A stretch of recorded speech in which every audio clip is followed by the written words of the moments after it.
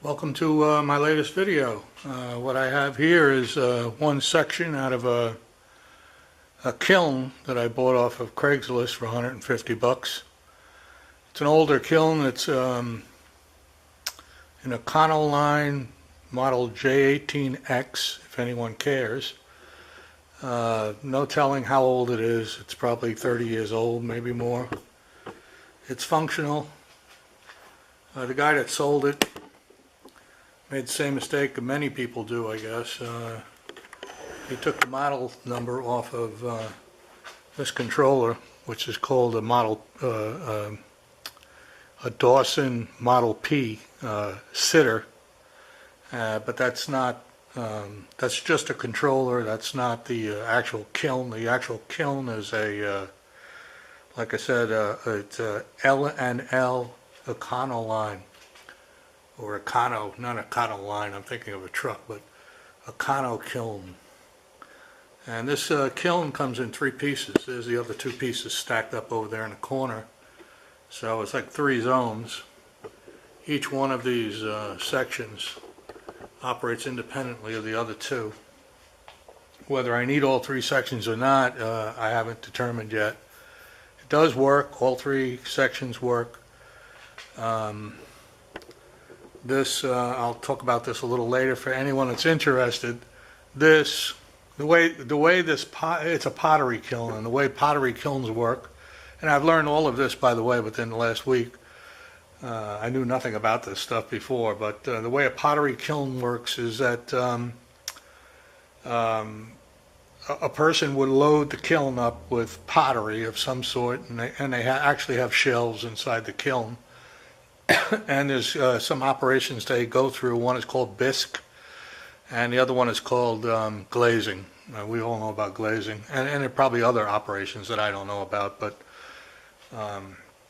electrically, the way this thing works and the way they do pottery is that this controller simply brings the temperature up to whatever temperature they want. Let's say it's 1200 degrees, and then it shuts the kiln off. Okay, so the temperature gets up to 1200 degrees, and that's it. It shuts off. It doesn't regulate the temperature. It doesn't control it in any way other than shutting it off. That's why it's called a sitter. It's like a babysitter. You turn this thing on. Supposedly you can walk away, and it automatically shuts off when it's supposed to, when it reaches the predetermined temperature. And not to get into the weeds on this because it really doesn't matter. What I'm going to do is repurpose this because I'm not into pottery. I want to use it as a foundry for melting aluminum, and also for burning out PLA parts that I made on my 3D printer inside of casting, sort of a lost, if you've heard of lost wax casting. This will be a lost PLA casting, and so that's what I'm going to do. So what I'm going to do with this is I'm going to remove this. I don't need it. It doesn't do what I want it to do, and I'm going to install a PID, programmable temperature controller, and that will allow me to ramp up to the temperature I want, and then maintain that temperature for some period of time. So what I'm going to do here is, like I said, I'm going to remove this, okay, and all my electronics and my control is going to go there. I'm going to have 2 SSRs that will distribute power to the rest of the kiln. There's 3 sections, right? That's controlled by this control box here.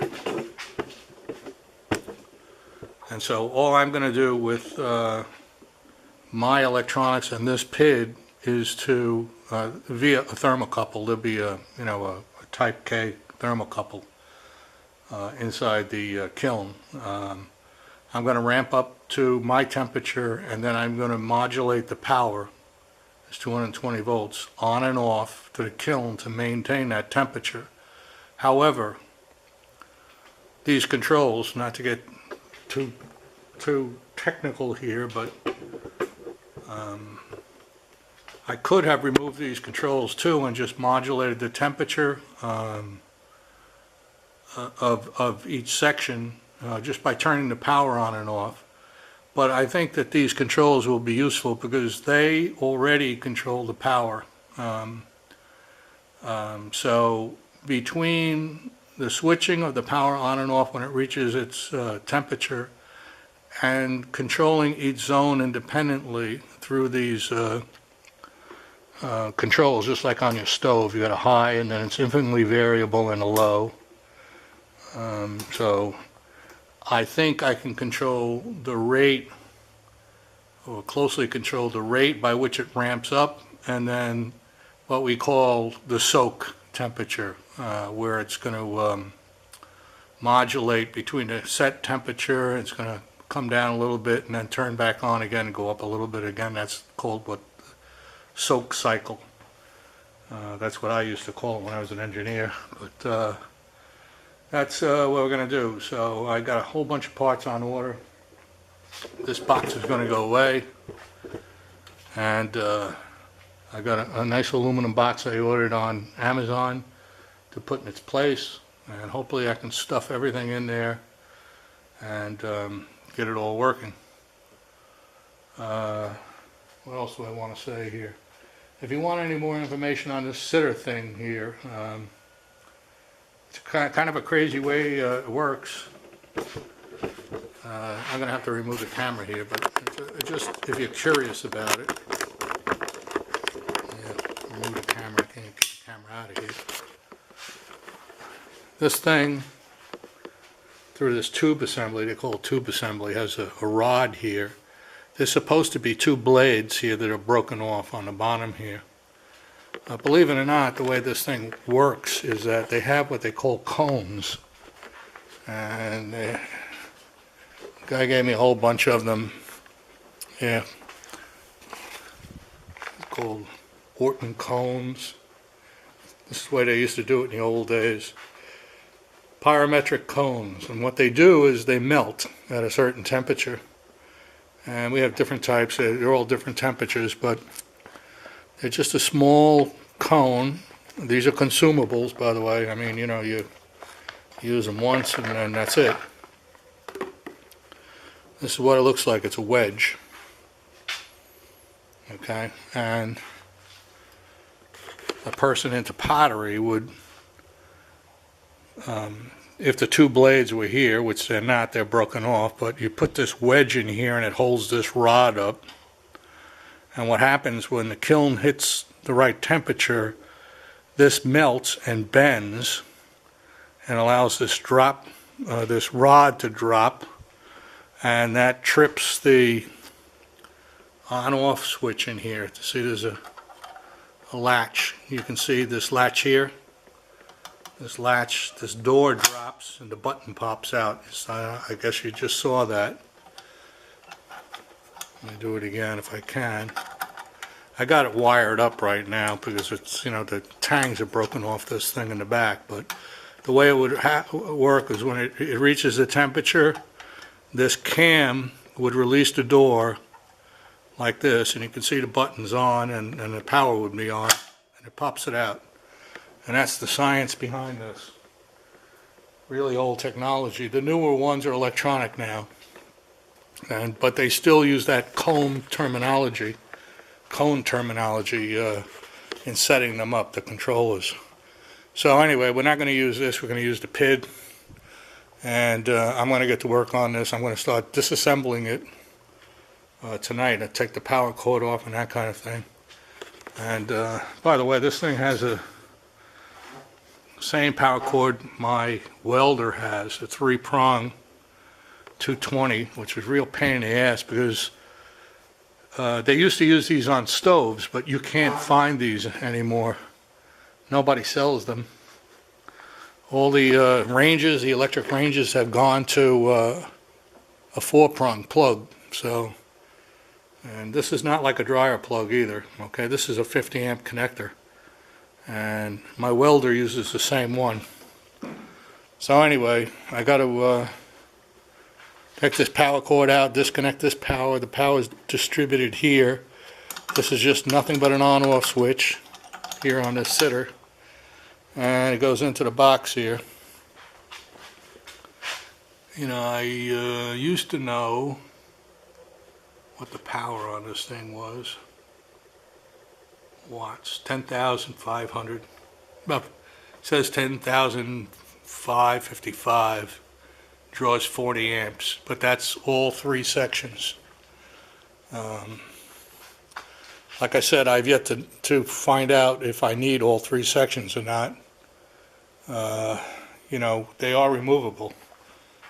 So you've got a bottom section here, right here where my foot is, and these are 2 identical sections, and they plug in into that orange box there, one at a time, each zone, controlled by these controls. And by the way, the internals of this, I did take it apart and I looked at it, and they use the same kind of control that an electric range would use in here. So, and that's about it. I mean, this is identical to the others. This is an observation hole, by the way. There's a plug that goes in here. Each section has a hole you can look through to see what's going on when the cover's closed. And it does have a cover, by the way. And that's it. I've talked too much already. Anyway, that's my mission. My mission is to disassemble this, and I got a whole bunch of stuff on order, and some high temperature thermocouples, aluminum box, some SSRs, and I'll get back to you later. Okay, welcome back. So some parts have been trickling in. I got a little bit more work done on this thing. I took the sitter off of here, if you remember what that was. This is the sitter, and this is old school, the way they used to turn it on and off the kiln. Of course, I'm not using it as a kiln. I think I explained that once before. So anyway, that's off, and what's left is 220 that goes to this, I'll call it a stove control. Okay, these are just like the controls on your stove, and each one of these controls one section of the kiln, and there's 2 sections over there. There's 3 controls, so we got 220 going to those 3 controls. And what I'm going to do is modulate this. I think I mentioned once before with my PID, my temperature controller. I'm going to switch the power on and off to this, and I'm going to leave the controls in place. So when I start to use this, I'll probably use them in high. I'll just use them in high. And if I ever want to use, turn the zones down, if for whatever reason, if I want to control the rate of rise of I should be able to do that through the controller, but I'm going to leave them in here. It makes it easy. So I got to hook this power up. I'm toying with the idea now of not putting the new controller over here, but over here, because just out of convenience, because my outlet is closer to this side than it is to that side. In fact, I already had to make an extension cord down there. Frickin' wire. This thing cost $25, and I had to cut the plug off, so I had to buy a plug for it too. That's a special 220 plug. My welder uses it also. If I haven't already, I forget. I'm getting old, but I apologize for having to carry the camera around. Sometimes you just can't put it on a tripod. So anyway, some of the parts are starting to trickle in. I bought a box on eBay. This is the box. It's aluminum. It's a nice box. It's extruded, sturdy. Only problem, there's always a problem. You look at this box. That's not an optical illusion. If you're thinking that the top is sloped, it is. It's sloped. This box has a shape of like a flower box, and I was kind of peed off when I got it. It cost like $25 on Amazon, And well, of course, I thought, like everyone else, when they gave the dimensions, I thought I was getting a rectangular box, a square box. Not square, but, with square corners, okay? And this shocked me because this is a real pain in the ass. Anyone, if you have done machining before, you know what I'm talking about, because this thing won't sit flat in my mill so that I could mill this hole out, and that hole is for this PID. This is the temperature controller, thusly.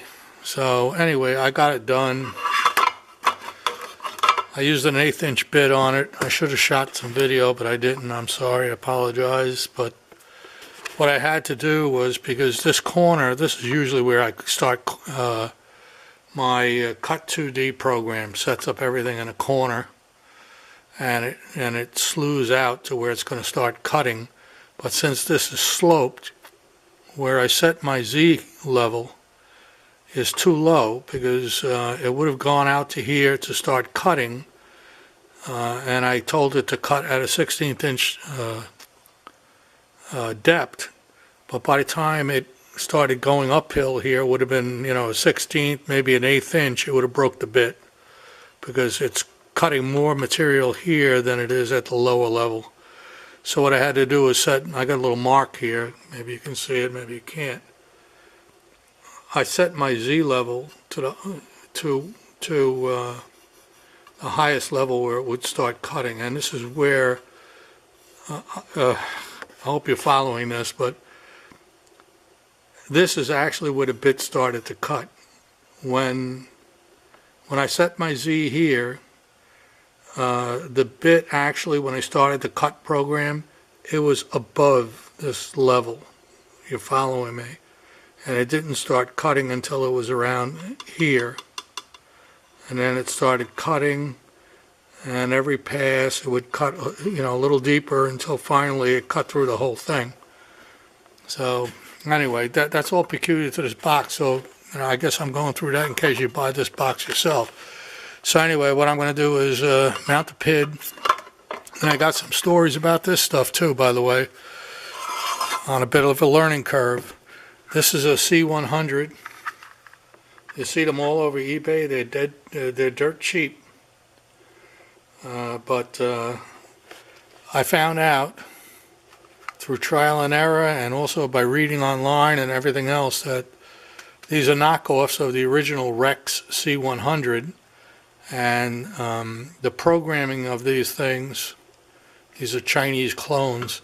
The programming doesn't match any of the manuals that are online for the original part, which came out of Japan.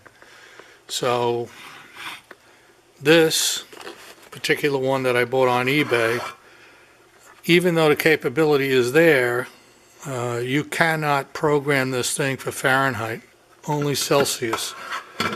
And I wanted Fahrenheit. I don't think in Celsius. I mean, I'm getting used to dimensions, in millimeters and meters, and that I can deal with, but I can't deal with Celsius. I have no perspective when it says 35 degrees Celsius. My mind goes somewhere else. It's, clouded with that. So anyway, I bought another PID. It cost almost twice this, but you can convert it to Fahrenheit, so through the programming.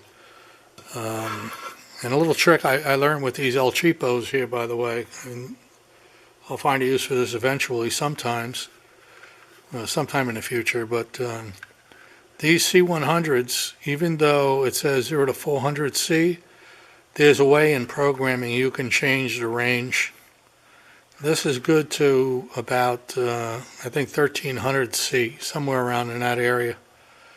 And there's a parameter you can change inside the meter to read that high. In fact, it reads that high anyway, but when it's programmed for a 400 degree limit, so what happens is when it hits 400 degrees C, the display begins to flash, but it continues reading the temperature. But the display begins to flash, and it'll flash, for anything above 400, but there is a way to change it to 1300 or 12, whatever you want, and it won't flash when it goes past 400. So anyway, I'm rambling on now. Here's the two SSRs. These are 80 amp SSRs. I always durate, okay? They're cheap enough. That unit over there is probably only about, maximum 20 amp per leg. But these things do get hot, and better safe than sorry. Who wants to dick around with this stuff? So anyway, it's got a load. You can look it up yourself, but I'm switching both phases. It's 220. So switching, that's the only safe way to do it, by the way. You could open up one phase and do it that way, but the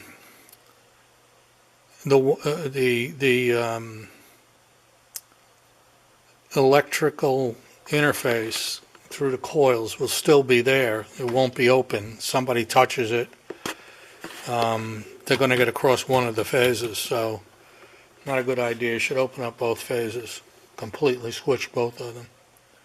And it just takes a DC input to turn them on. So anyway, I'm trying to figure out where to put all this junk. Probably going to mount these on the side because there's no room inside the box for them. So there'll be something like this. The PID here. The PID here, and that'll be accessible on the side of the kiln so that I can program it instead of trying to, push it on the front panel. It's too deep for the front panel anyway.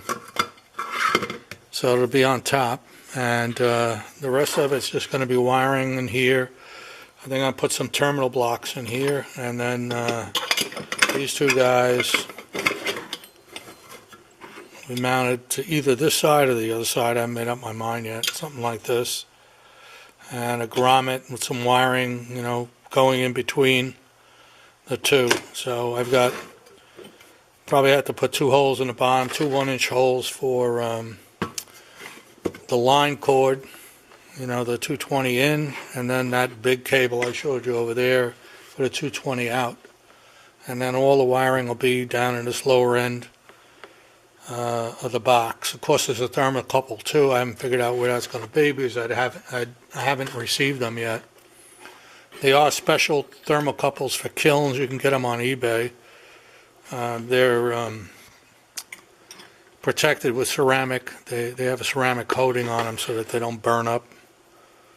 And they go to the temperature range that we want. I think like 2350, something like that, Fahrenheit. Anything above that, then for this kiln, the brick in it's rated at 2350, so you don't want to go any higher than that. So you'll damage the kiln if you do. But melting aluminum, you'll never even get close to that. So you'll be around somewhere around 1300 degrees Fahrenheit. All right, I'm going to end this. I rambled on too long. I began to feel guilty because I hadn't shot any video and I did a lot of work. So I'll get back to you. Just a quick one. Here at my bandsaw, and what I got in here is a terminal block that goes inside of breaker panels, and they're relatively cheap. I picked this up at either Lowe's or Home Depot a while back, and I never used it.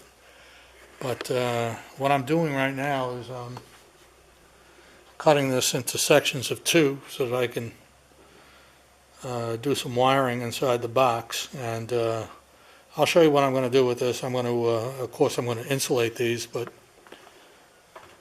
I looked at the price of terminals that'll handle number 6 wire, and the price is just outrageous for a terminal block, so I'm just going to make my own. So that's what I'm doing now. I'll show you how I'm going to make this when I get done cutting these out. I'm going to make a insulated plate for it out of HDPE on my router. Welcome back. I'm cutting out the terminal block, or the blank for the terminal block, out of HDPE. I'm sorry again about, moving the camera around, but that's the best I can do. The tripod would be in the way, so I'll get back to you when this is done. Okay, welcome back. So this is what we got here. This is an obvious mistake, but I'm going to leave it the way it is because it doesn't affect anything functionally. What I did was I produced a pocket, some pockets in here, so that I could mount these terminal blocks in here. They're not going to spin. And what I'll do later is drill and tap a hole in the bottom for a 440 screw to hold them in here from the bottom. And I'll countersink these holes. These two are mounting holes for the chassis. All of these are mounting holes for the terminal blocks, but we can't have screws on the bottom of this, lest I want to burn myself to a crisp. So what I got here is a piece of, I forgot what this is, phenolic? No, it's not phenolic, it's, well, whatever it is, I forget what it is now. I haven't used it in such a long time. But what I'm going to do is, it's a good insulator, and I'm going to cut out a piece same size as this for the bottom, with only the two mounting holes, and that'll insulate the screws. If they ever get loose or fall down to the bottom, they won't touch the aluminum block. So this will be my terminal block for the number 6 wires in the box. So we got 2-phase in, or actually 2-phase in, 2-phase out, and ground, and that should do me. And so I'll cut this part out now, and the insulator, and I'll be done with it. Well, there you go. I'm sure you get the gist of it. Those are the two mounting screws, and this will go on top of that like that, and it'll prevent the screws on the terminals from ever dropping down and hitting the aluminum chassis. That would not be good. Alright, we're done with this now. See you later. More machining, this time the bottom. Couple of holes for the power input and the power output. You can see how this thing is cutting because of the slope in the case. So this will take a while.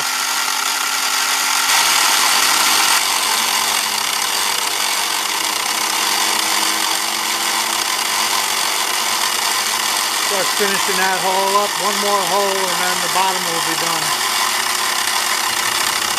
Just a quick fit check before I go any further. I wanted to make sure that this nut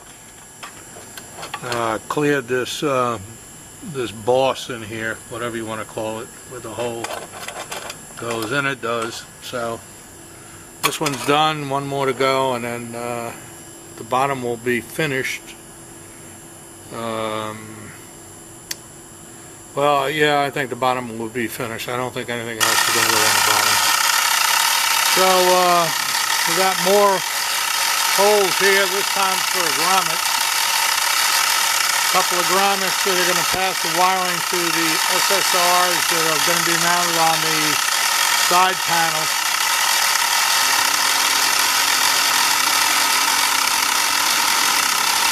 Nothing much to see here but cutting, so I'm going to just cut this short here.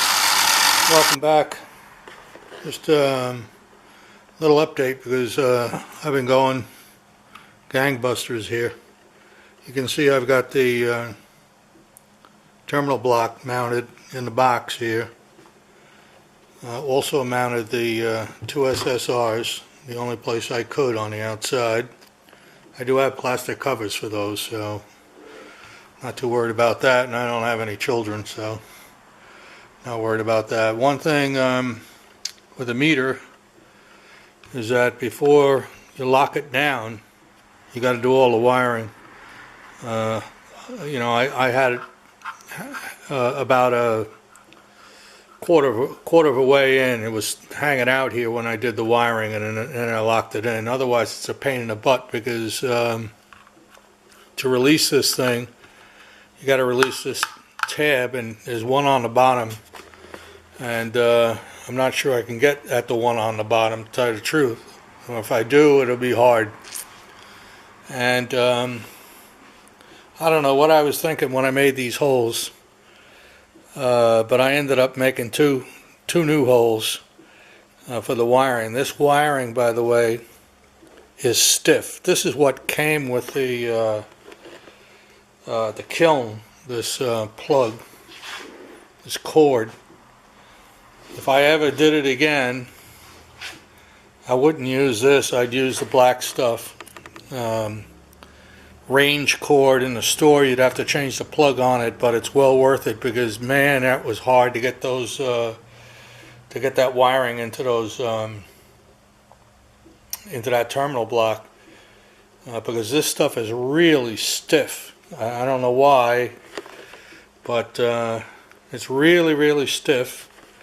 And then the wiring itself has probably 25, maybe more conductors. It's a number 6 wire, but it's stranded and has probably about 25 conductors, maybe more. I don't know, but that makes it much harder to push in a hole because they splay out and they get all, you know, crazy. This is 18 gauge here, but these two here, the number 6, were really hard to get in a hole because the wiring was, you know, splaying out. And this is a lot easier. This is a number 6 THHN. It's stiff also, but you can see it only has maybe 15 strands to it. This has probably about 30, I'd say. Really thin strands, and they splay out everywhere because they're soft and there's so many of them. So anyway, I'm done with that. But however, I do have another piece of stiff wire like this attached to the controller, the temperature controller. Well, not temperature controller, but the old stove-like control. And again, that was existing wiring, so, you know, came with the Kiln. So I'm going to have to use it, so it'll go through this hole, and hopefully I won't have all the trouble I had getting that done. But then it'll be mounting time after that. I'll be able to remount it to the Kiln and fire it up and check it out. I got 2 plugs for these, and of course I bought the wrong size, but funny thing about electrical plugs, I knew this and I forgot about it, but this is a 1-inch plug, but it's actually 1.5 inches. These are 1-inch holes here.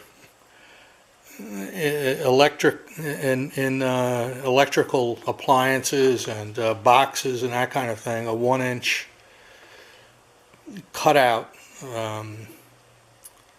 or what do they call them? Knockouts, whatever. Knockout. 1-inch knockout is actually 3/4 of an inch in actual size. And so this is 1 inch, and I need a 3/4 inch. What do they call these? Knockout seal. So I went all the way to Home Depot for $1 worth of parts for no good reason. Okay, we'll end it here. It's looking good though. Looking pretty good. There you go. I'll put a schematic of this thing up on the up on my share site, and I'll put a link to it. But it's pretty easy wiring. We got input here, red and a black. and output from the SSRs here on this block, and they will go off to the, like I said, the range controller. And the only other thing you got here is the thermocouple, which I bought a high temperature thermocouple. I'll show you that later. And DC output for the two SSRs. This, by the way, is not a cheap PID. It's an ink farm, and I forget the part number of it. I'll put that up too. But the reason I bought this, it cost about 30 bucks, is because it displays in Fahrenheit. The old cheapos online, I found out the C100s, all of them are knockoffs coming from China. They were originally designed in Japan, but now they're coming from China. All of them are knockoffs, and they don't display Fahrenheit. Even though the knobology is there, the buttons, you know, you can press the buttons and there's a placeholder to change it, it doesn't work. And I've read time and again online that it doesn't, so I'm not the only one to experience that. So I wanted Fahrenheit. So that's what I got. I think this is ITC something or other. I don't remember. Okay, and welcome back. So I got it all hooked up. I haven't put the cover back on. I'm gonna set it.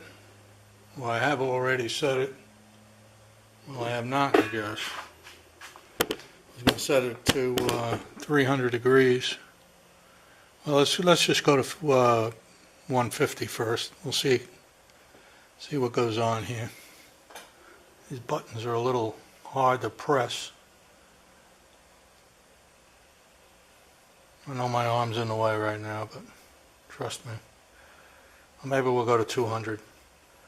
I got a another temperature setup, temperature meter, and I also have my thermal infrared to check the heat sinks. I want to see how hot they get.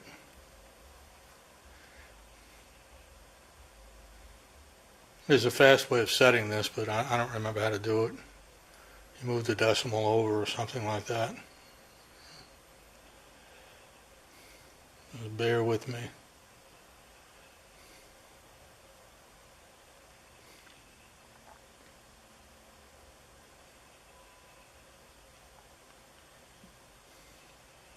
Alright, so we're at, make it like 225.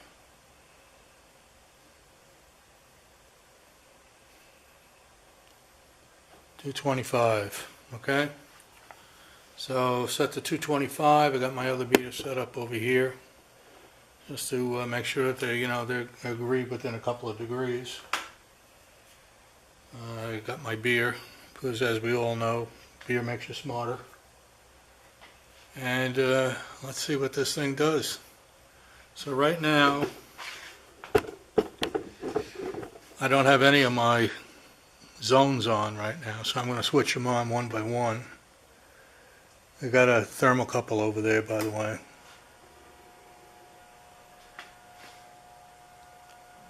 I hear it buzzing, so it must be working.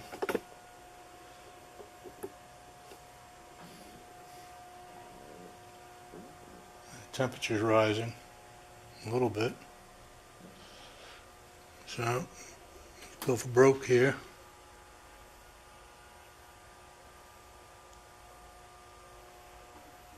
Alright, all of these are set, all of the controls are set to high over there, so they shouldn't have any effect on the power. And I want to see two things. I want to see it reach temperature, and I want to see how hot these heat sinks get.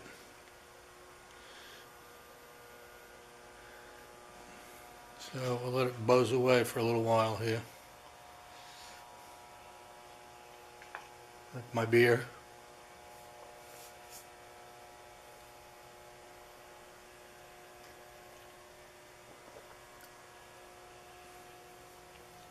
Temperature's beginning to rise a little bit.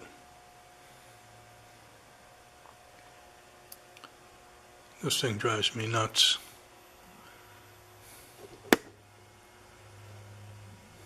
Look at it jumping all over the place. I had problems with that meter before. It's probably unusable now. I don't know if you can see that on your screen or not, but it's going nuts.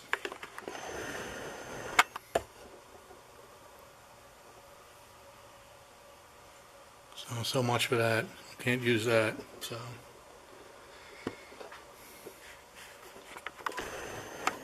we'll just have to rely on what this says and believe it. Right now it says it's like 114 degrees, and I'll get back to you because I'm sure you don't want to see this whole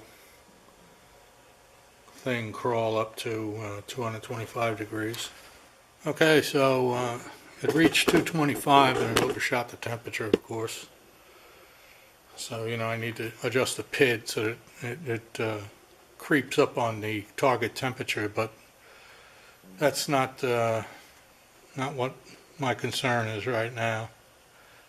I do notice that this SSR and this heat sink on top is considerably hotter than the one on the bottom, which means there's some kind of loss through that SSR for whatever reason.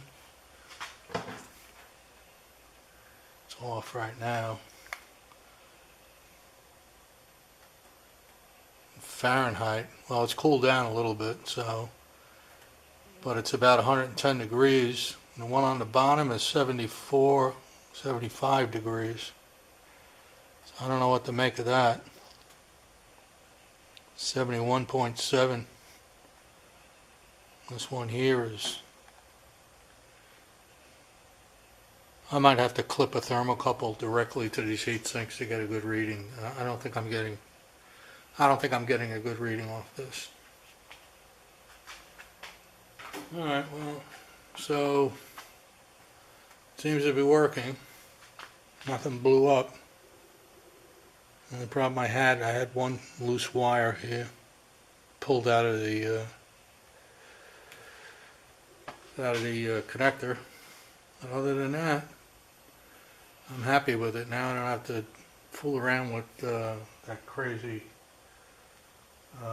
cone thing that they have set up for pottery kilns. I told you what I'm going to use this for is for melting PLA and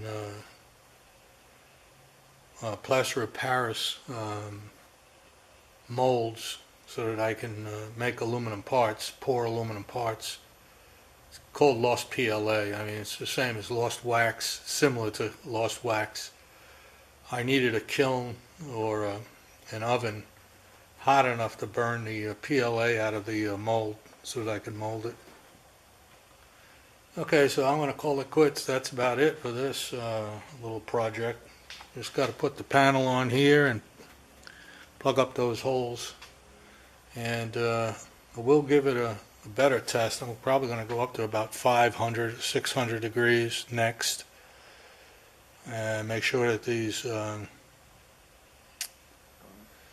SSRs can handle these are 80 amp SSRs, so they should handle it. But like I said, I think this one on top is getting hotter than the one on the bottom for whatever reason. So we'll find out. Alright, enjoy. Well, welcome back. I know I said I was done, but I couldn't help myself. I'm incrementally bringing this up higher and higher just to see how we're doing with the heat. These are barely warm, so I don't think there's a problem with that, but they do heat the box up. The one on the top was getting hotter before because I didn't have these inspection plugs in. See those plugs that are in the holes there? Well, there's one behind the box here, and it was heating that SSR up. So I'm going to 825 right now. I'm still using all three sections. And like I said, these have no effect on the heater elements right now because I'm on high. So I'm glad I left this box in because it gives me control. I can use the controls if I want to control the rate of rise of the kiln, now a foundry, but I can control the rate of rise by commanding it to a temperature, but you know, turning one of the zones off, and it'll get to that temperature, but a lot slower. So I was impressed. When I set it up for 500, it got to 500 degrees in about 3-4 minutes. So, of course, as it gets hotter, right now it's approaching 825. Takes a little longer. But total, from the time I turned it on to the time I got now to 825, 15 minutes. Not too bad, not too shabby.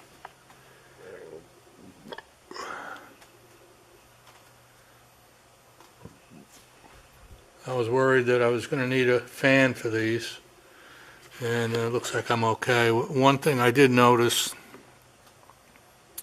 this El Cheapo wire I used here is rubber. I don't know if it's rubber, but it's a plastic coated kind of wire. It's very soft, and probably not a good idea to have it right up against the heat sinks here, so I'm going to cover it with sheathing. I've got, you know, some sheathing that's an